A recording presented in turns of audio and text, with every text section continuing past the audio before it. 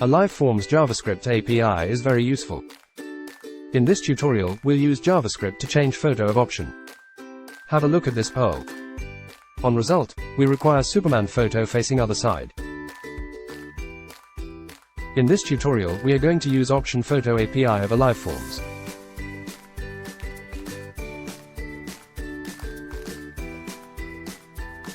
For this, first we copy the URL of photo from gallery.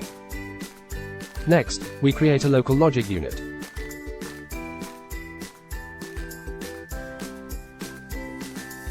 Add new condition. Input type is JavaScript. Use option photo API to change photo.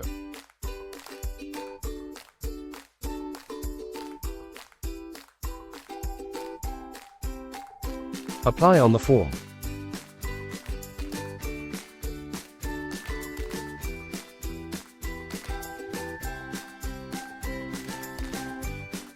Open the form.